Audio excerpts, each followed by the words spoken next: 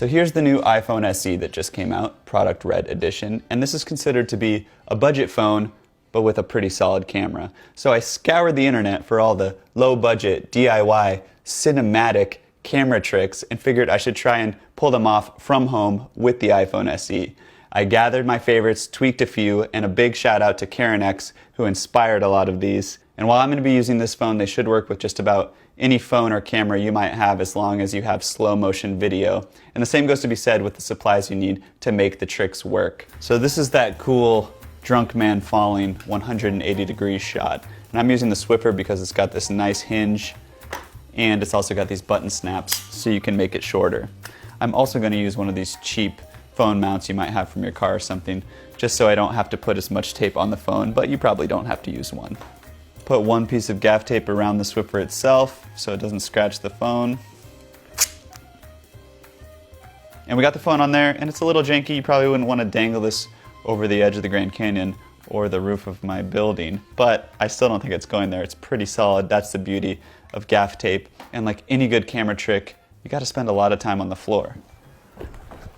So once your subject is ready to go, then it's all about just mastering the smoothness of your baton work, kind of like you're pulling a giant lever in Dexter's Laboratory, and then it's all about just editing right on the drop of the 180 degree point to transition to the next shot. Honestly, the hardest part of this trick is just vacuuming.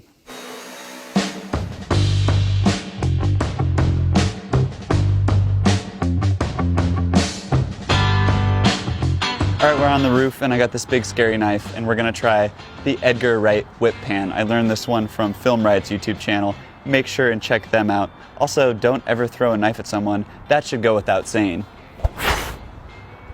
But see, obviously I didn't throw it at anyone because I can't catch it myself, and I'll prove it. I'm not standing over there. Just throwing it at no one, and really all the shot's doing is just putting two shots together with two pans in the same direction. And I think this is a good point to say, if you're gonna do any editing, adding a little motion blur, a little sound design, really helps sell your camera tricks. You can also use the same effect to change locations. All right, now it's time for a really fun one that I found on Reddit. And basically, they just attached a tape measure to wheels and then put the iPhone on the wheels and then got this really cool, fast, slow, dolly zoom shot. And there's a lot of debate on Reddit whether their final product was not real, and that might be the case. But overall, the concept itself works. Now, I didn't have a cute little shopping cart, so I slapped some skateboard trucks on to my unread copy of Infinite Jest. So yes, everything you've heard about that book is true. And then I put a bunch of gaff tape on it, and then some other stuff to secure and elevate the iPhone. And actually, this little apocalypse car of death works pretty well. Couple pro tips. Put the iPhone where you think the tape measure is going to land, and then lock the exposure and focus so that whatever your final shot is looks better. And then also be careful because I actually cut myself on this measuring tape. And then once you get it set up, you can try the same lighter trick that they did in the Reddit video. You can try to read the almost as difficult but appropriately titled 100 Years of Solitude, or you could just headbang.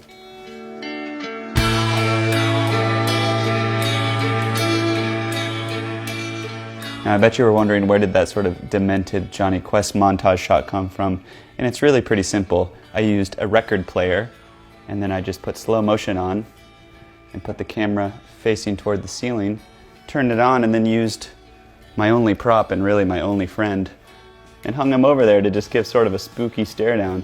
You could also do this with a Lazy Susan, or if you're really feeling crazy, you can fill a bowl up with water, put a plastic plate floating on top of there, and spin it that way. I also tried to put the camera on its side and get a sort of 360 room wraparound, but it was moving too fast and didn't really work for me. But that's what's been fun about this whole experiment, is looking around my house, trying to find movement in places, trying to find things to set my phone on to get some sort of cool camera shot so I can give you guys a peek into one of my nightmares. But he's wearing a Hawaiian shirt, so it's clearly just one of my dreams. And now for that dramatic falling iPhone shot. It's actually pretty simple. You just gotta rig up a full-length mirror dropping into a laundry basket or some sort of cushion. I should probably be using a case, but I'm not, so I'm sorry. And then you're just using the phone to record slow motion so it captures itself in the mirror. I'm making it a little harder on myself because I don't want to be in the shot, so I'm trying to drop it from afar, and also I'm dropping it in landscape orientation. I think it'd be a little bit easier in portrait orientation to get it to drop straight. So you end up trying this about 113 to 147 times, but luckily a lot of us don't have a lot going on right now. So let's see what we can get. I also lined the laundry basket in a black coat because I think when the phone disappears into black, it'll be a nice cut point for something else.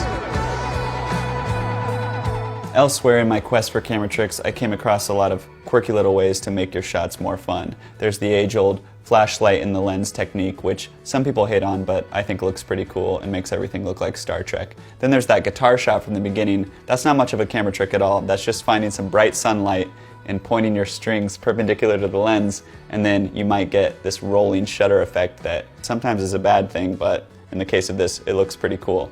And then that epic pterodactyl swoop shot from the very beginning was inspired by a Parker Welbeck video, and we didn't shoot it on the phone, obviously. But that was actually just my bathroom with all the lights turned off, and I dragged this light in there to be the only light. I actually thought my bathroom having no windows and looking like a torture chamber was a bit of a bad thing, until I realized I could dress up like a burglar and get this epic shot.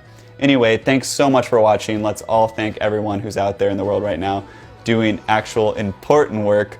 Be excellent to each other. Now, this final trick was lost on the cutting room floor, but I wanted to include the outtake of it because I want you guys to see my cat Shane. Thanks for watching. But you don't really need one. You can just do this during the day. But hopefully Shane cooperates. It looks like she's going to. And let's see what we can get. Oh! She's attacked me. You never attack me.